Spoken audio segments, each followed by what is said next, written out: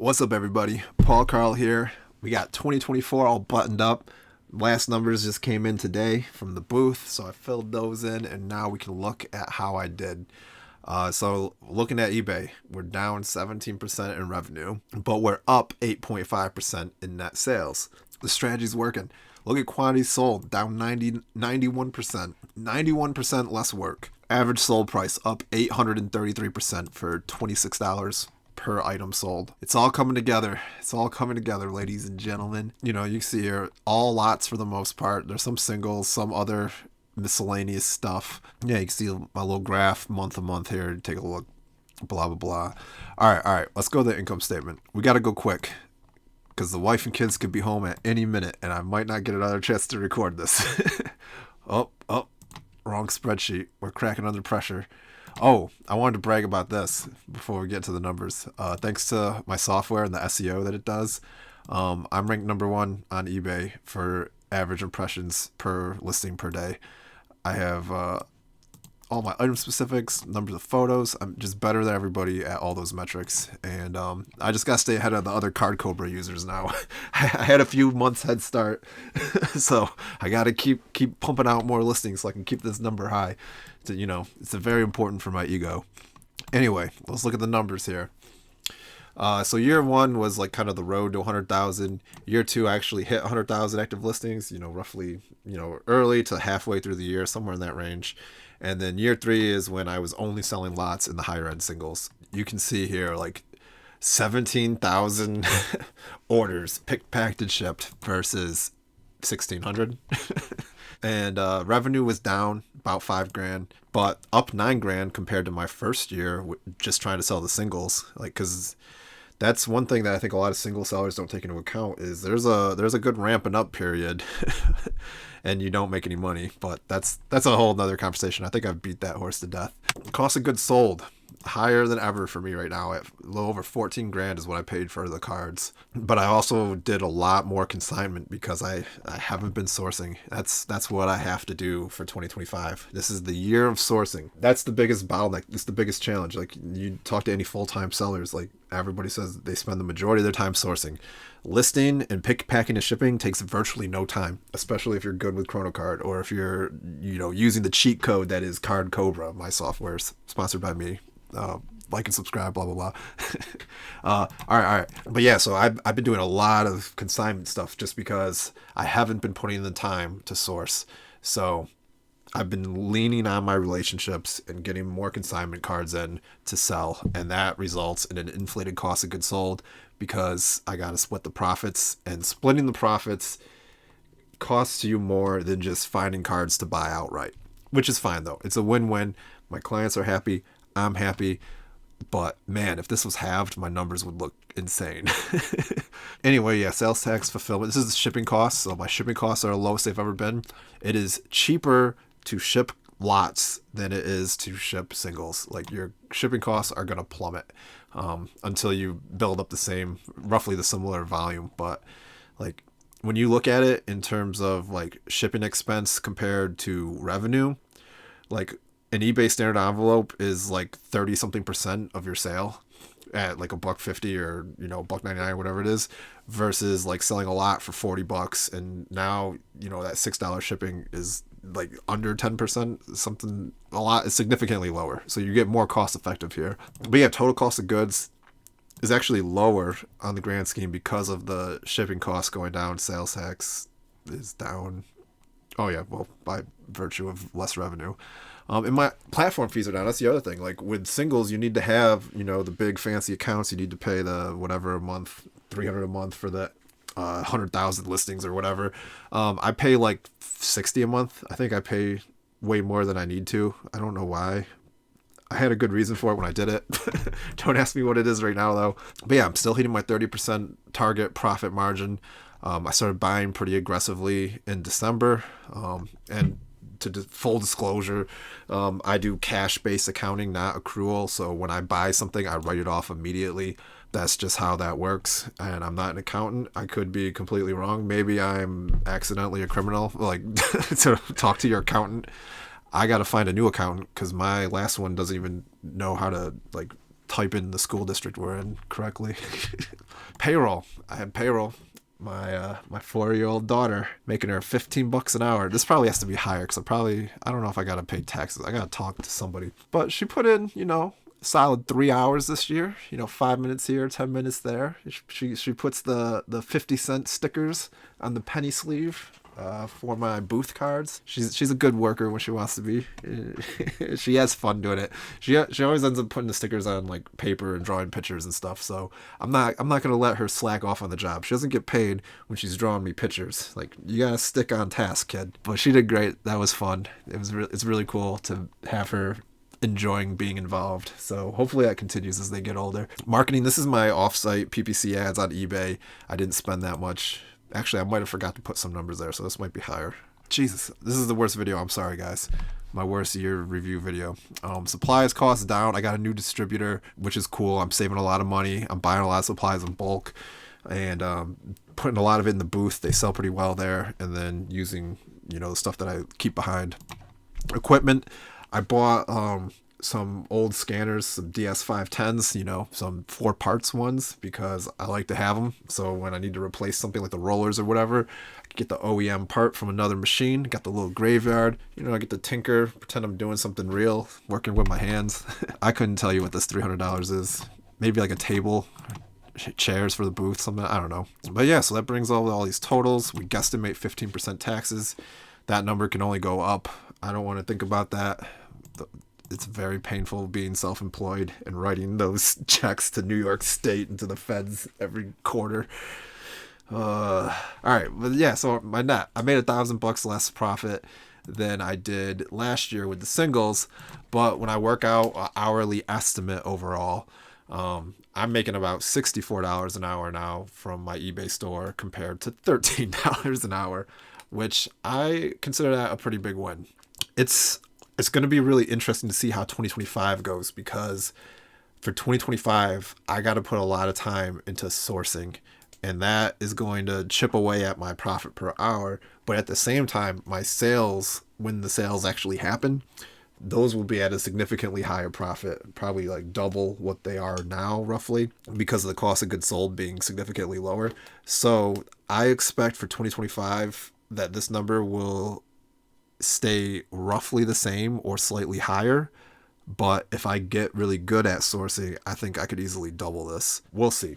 Anyways, let's look at this. This is my lot optimizer spreadsheet, which is a work in progress, and I've changed, and like it was all formulas, and then I started hard coding numbers in, like this 12 here, and I don't know what I did. It could all be messed up now, but what I was working on was trying to see how many cards I need to source. I estimate a 20% sell-through rate. Being pessimistic, my actual sell-through rate over the course of this past year has been anywhere from a low of around 25% to a high of around 50%. So I think, with kind of like the shotgun blast, just list anything and everything in 6-card lots, whatever. I think 20% is a good low end estimate to be pleasantly surprised. Realistically, I think I'll fall into like a 25 to 30% 90-day sell-through rate, which is where I've been for the last few months. But anyways, this tells me how many active listings I would need, how many sales I would need per day, per 90 days, and how many cards I would need to source a day to keep this ball rolling to hit $100,000 in profit. So like a 6-card lot for $6.99, if I'm buying the card, let's say for 20 cents a piece, look at all those numbers update. I might have 10% promoted listings, so I'll change that. But so my profit will be like $3.18. So that works out to like $190 profit per hour in theory. And I need to do 31,000 sales to hit that $100,000 profit, which means every day I would need to ship out 86 orders, which would be no problem. That would be, about an hour and a half. I would need to source 500 cards per day though. And if they're not already sorted, then I would also have to sort that many cards. So that's where the challenge comes into play. And that makes me want to pull this back up, because what I did here for sourcing, I have the process. The process I think is down. I did a video on this before where the cards come in, I open it up, they immediately go to the place they're supposed to go. So I only touch them once during processing. So the cards are going to go into lots. They'll go in the sorting tray so they can be scanned in as a lot to go to eBay. If it's going to be a single, it will go into the single slot on the sorting tray so that can be scanned in and sold as a single. Booth singles just go, if it's going to be a 50-cent card, dollar card, whatever, it goes into the corresponding price column or slot, I should say, so that I can put the stickers and sleeves on them while I'm hanging out with the wife, watching TV or whatever. And then any cards that I'm going to sell to Comp C, they go in the little Comp C slot. So everything has its own slot. So I touch it once, it goes to its place until it gets scanned in and or shipped out or whatever's gonna happen to that card to get it sold. That's the next thing. And then for anything that's bulk, if I'm dealing with bulk, I'll have bulk boxes all ready. So as soon as I flip through them, I don't cherry pick anything, whatever's left over, go straight into the bulk box so we can get the hell out of here. And then PSA, I highlighted this in yellow because raw to grade is going to be a very big part of my business moving forward. Basically, there's a hierarchy now. And the hierarchy is when I buy cards, I want to send them to PSA. That's number one. Anything that cannot be sent to PSA, I want to put it in an eBay lot. That's priority 2. So if I can do either of these two things, if I can do this first one, I'm a big, big, big winner. If I can do this one, I'm winning still. These other ones, not quite as good, but still I'm making money. And then bulk it is what it is. I shouldn't be buying anything that can go into a bulk box unless I buy out a collection. Now I got to sort. I don't want to do that. I want to buy on TCG Player so some guy can sell me 400 cards for $5 shipped and they have it all sorted for me already.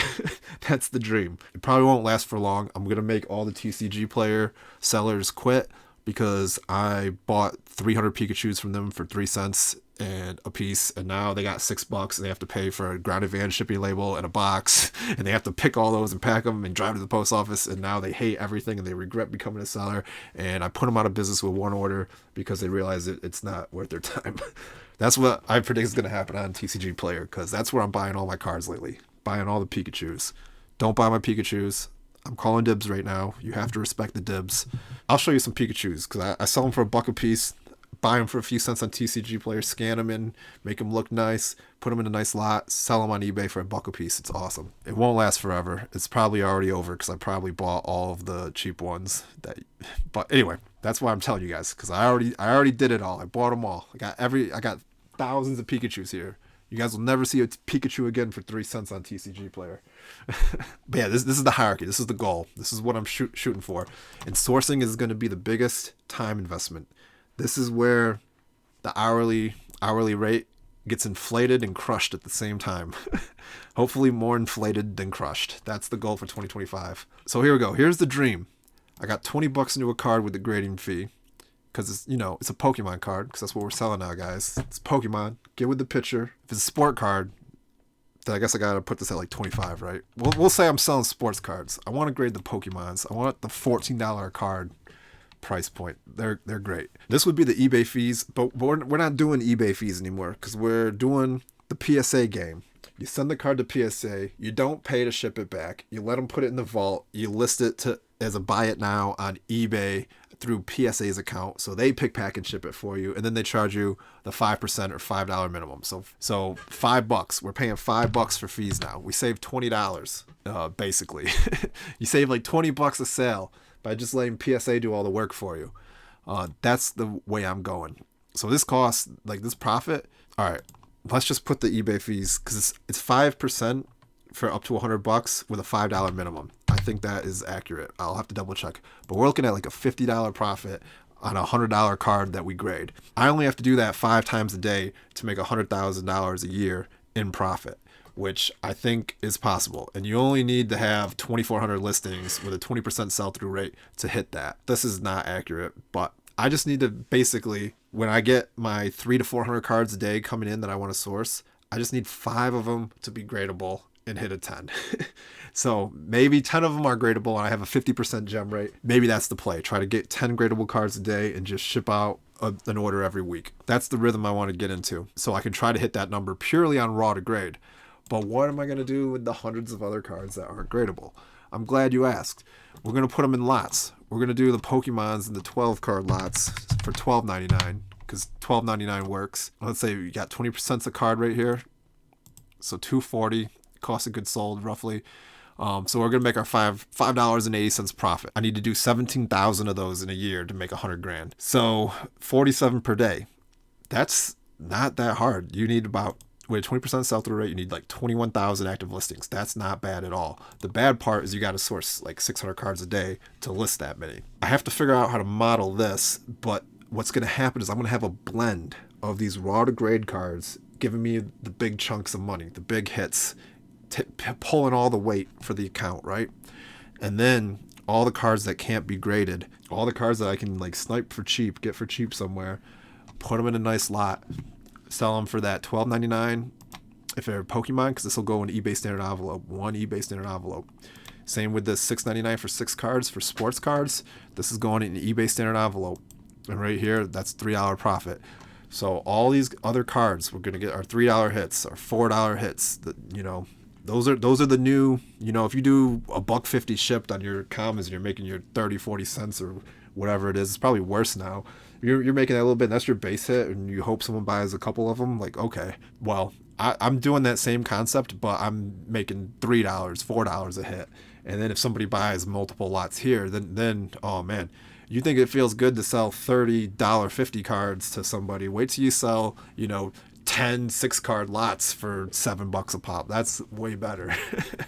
Yeah, so that puts me up to like 500 too. But my goal, I think, with the blend, all these things working together, I think 300 to 400 cards a day is what I need to source. And I have the automation set up. You might have seen one of my older videos where I talk about automated searches. I'm getting the daily emails with all the auctions meeting my criteria coming right into my inbox so that I can ignore it and never look at it and never win any auctions. 2025, I'm going to start looking at it. I'm trying to set aside, an hour a day. I'm trying to add that hour a day to sit there and look at all the auctions that went live and put in my snipes so I can start winning more auctions and getting more listings up quicker that are 100% owned by me, not paying a commission on them. Cost of goods sold is going to be lower. Going to pad my numbers, so when we do 2025's video next year, you guys can really pat me on the back, tell me good job. Hopefully I can be close to my goal or hit it. We'll see. It all comes down to sourcing. That's really what this business is. It's sourcing. Like, it's not that hard to list, like, especially Kronocard, even Horrible Awful Card Dealer Pro. You could use either of those and do, like, you can list hundreds an hour. Like, it's not hard. It's easy and it's fast. Sourcing lots of cards that you can sell without having to sort them for your whole life, that's the hard part. That is the hardest part. That's the name of the game. And it all comes down to like your relationships with people and just where you are, how big the hobby. If you're in a tiny little town with 500 people, you got to source heavily online. You're probably not going to get a lot of people near you. And like even where I am locally, there's not a whole bunch of collections. And I don't buy as much as I would like to locally because it's just not there. So I'm heavily leaning to online sourcing. I might also do more consignment. That's like I said, my cost of goods sold is so high because I do consignments and I'm splitting the profit. And that bumps the cost of good up so much higher than it would be if I just bought stuff outright. But, if sourcing turns out to be like too much time for too little return, I'll probably just go heavy into consignment and then let people send me all their stuff so I can just sit at the computer, put them through the scanner, look at all these numbers and pixels and slowly lose my mind. I'm just kidding. I really love doing this stuff. I just need to sleep better. That's my other 2025 goal is like sleep more than 4 hours a night. That would be really cool. I'm not Gary V here like, oh yeah, I only need 4 hours of sleep. No, I want to sleep for like 7 hours a night at least. Like if I could sleep for 7 hours a night, man, I would feel like Superman. But yeah, anyway, those are the goals this year. Source a ton of cards, source 300 to 400 cards a day, and sleep 7 hours a night. If I could do those two things, I think I'm going to be very successful in 2025. And it sounds easy, but I'm not doing too good so far, guys. It's 12 days in. I'm struggling. All right, let's see. Wife and kids are going to be home soon, so we got to wrap this video up because we're going to run out of recording time. All right, we talked about the sourcing process. We talked about the numbers. We talked about how I'm blending these things. I bragged about my number one thing. Let's look at some sales. Let's do that. I showed the performance, I believe. Let's look at some orders. Let's look at my sold comps here. Let's sort high to low. That'll be good. Let's see some of my best sales. Bought these on ComC, shipped them back, put them in a pretty lot picture. Made a very nice margin. Same thing with this. Someone stole this wrench from me. I sold it for, I took a $50 offer. That's a $100 antique wrench, guys. You have no idea what a great deal I gave this person. So if you want to buy any of my non-sports card stuff in my store, I will give it away to you. Yeah, here's some stuff. Here's one of my graded cards. I won this at an auction on eBay. I paid like $1.50 for it. Looked good. Was good. So that was a great hit. Some lots, Garbage Pail Kid lot. Some old binder pages. I don't know. I feel like reusing binder pages is kind of like reusing something that would prevent us from impregnating people. Like, I don't think they should be reused. I can just say condom on YouTube, right? Reusing binder pages and top loaders and penny sleeves is like reusing condoms. I don't think it's a good idea. But to each their own. I will happily sell you my used binder pages.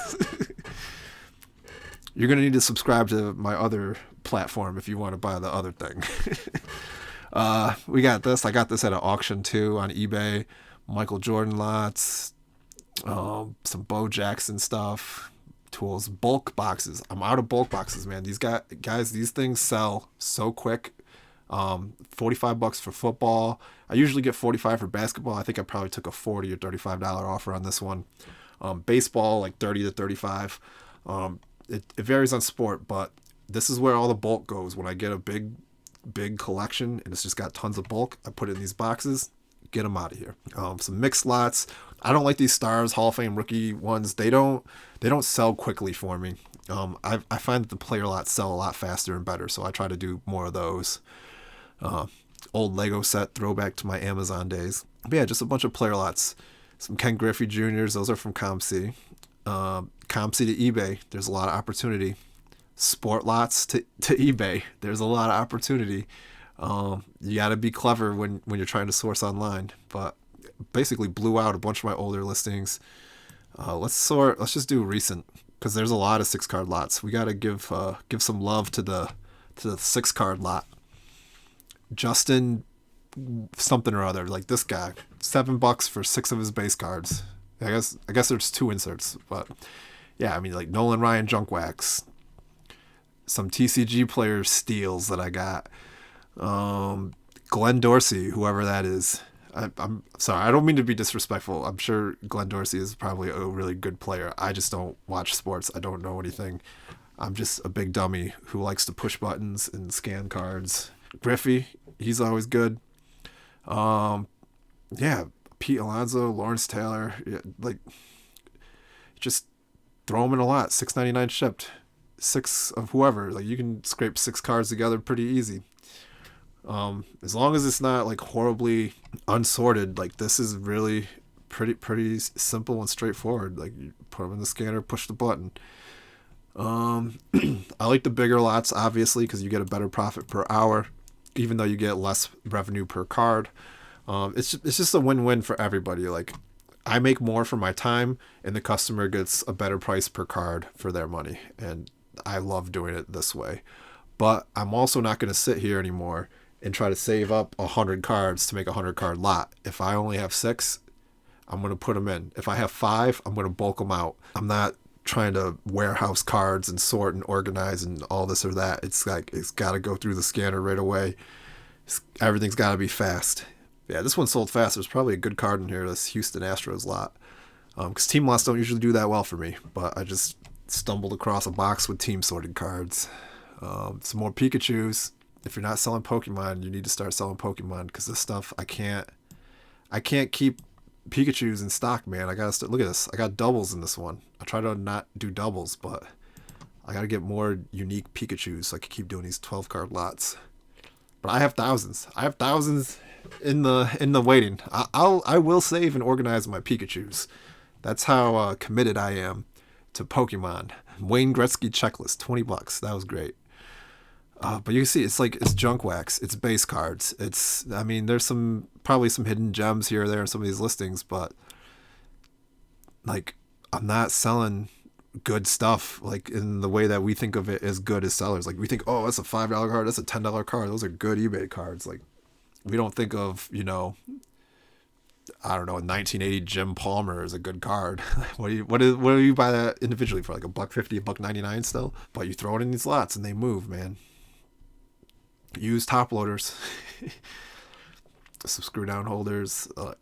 I keep these saved to my inventory. You can save listings to your inventory. Oh, yeah, that reminds me. So instead of keeping out of stock on, I turned that setting off. It's better just to make a new listing, because what was happening for me is that once the lot that I kept restocking and updating the images for, once it like got stale, it kind of ruined the whole track record of the lot. So like, I would restock the images and it would sell in 24 hours. I would restock the images, it would sell in 24 hours. I would restock the image and then it wouldn't sell for a month. And then it wouldn't sell for 2 months. And it just fell off a cliff.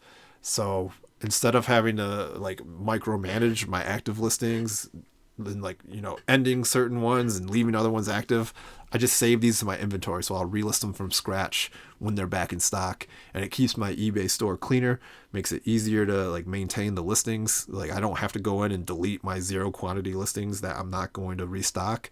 They can just disappear. That idea seemed genius when I came up with it, but in my experiment, it worked for a little bit, and then it kind of petered off, and maybe I didn't give it enough time. Maybe I didn't give it a fair shake, but I was done with it because I didn't want to have that extra element of micromanagement to worry about. But yeah, I mean, you see what I'm selling. You can go to my store, links in the description, take a look at my sold comps, ruin my click-through rate, ruin my conversion rate because you're nosy. Go for it.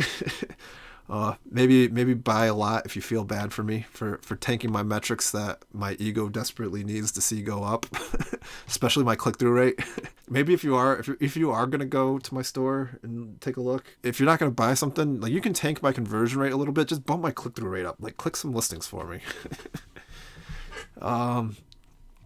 Yeah, I think that's all I got, guys. I think that's all I got for this year. Basically, this is going to be the year of sourcing 300 to 400 cards a day. I'm going to take a fair shot at it. I'm doing very bad so far to start off the year, but we'll be turning it around soon. As always, you can ask any questions, give me any like feedback, criticism, whatever. If you want to do listings like mine with the lots, Card Cobra is my software that I created to do this. I just added TCG to it, so Pokemon, Magic the Gathering lots can now be created. I'm working on comic books. I'll be adding basically anything you can run through a scanner, or anything that only requires like 2 photographs. So like, I want to do coins. I want to add postcards, ephemera. I want to add like non-sports cards, do better support for that. I want to do maybe even records, magazines, like I'm going to just keep adding things to it so that, we get a fair bit of other random stuff that we could use as card sellers to like list that other random stuff that often comes with collections. But at the same time, there's so many other niches out there that are doing things in like a horrifically, painfully slow way that I think, Card Cobra will be something. I got to name it something else at some point, but I think it's going to be a tool that can help sellers all over the niches in different categories. I think it's going to help a lot of people as I continue to develop it and build it out. And besides my kids, Card Cobra is like my greatest creation. So feel free to comment about that or check it out, cardcobra.com. Here it is. You get Card Cobra now. Don't pay the full $300. Hit me up. I'll give you like a promo code or whatever. I do got to improve the site. If you use Card Cobra and you see this, leave me a testimonial in the comments, please. I need to get some testimonials up here. Build a little trust. This like customer on Discord. I need like publicly delivered testimonials, please, so I could like put some screenshots in or something and like link to it. But yeah, you can start up yourself. I do onboarding calls with everybody else, but the hard part of setting up the software is setting up AWS. And so this whole documentation is about setting up the AWS account. Everything else, I think if you're like moderately tech savvy, you could probably figure out on your own. If you want to start like immediately, like pay for it, get going right now, you could do that. But I personally, actually, I really like onboarding people and talking to customers and, learning more about what they're doing, what they need, what they want, and seeing how they interact with the software is great. But yeah, I'll walk you through the whole process. I'll create your AWS account for you, all that good stuff. But yeah, that's who this video is sponsored by. Me, myself, and I. All right. Have a good one, guys. Hope your sales are off to a great start. Hope your January is crushing it so far. Oh, here's what I was talking about. Testing click-through rate. Shock in the Discord had a idea of using like team colors as like the background for the card. And so maybe, I don't know, maybe like a gradient of the primary colors, or maybe like randomly choosing one of the primary colors, like the gold or just the green, putting that as a background. That might make people click more. I'm gonna see. I might build it just so I can test it. But that's gonna be a big undertaking. But we'll see how things play out. I want to get comic books live too. All right, I talked enough, ranted enough. I'm sorry for this being a bad video. You can unsubscribe is right where the subscribe button is, so you can do that. I don't know, guys. That's it. I think I might try to sneak in a nap. I don't even know if I have time, but I'm losing my mind here today. This is not a good day to record a video. This is almost as bad as when I recorded the demo when I hadn't slept much either, and I'm just ranting and not making any sense. Ugh.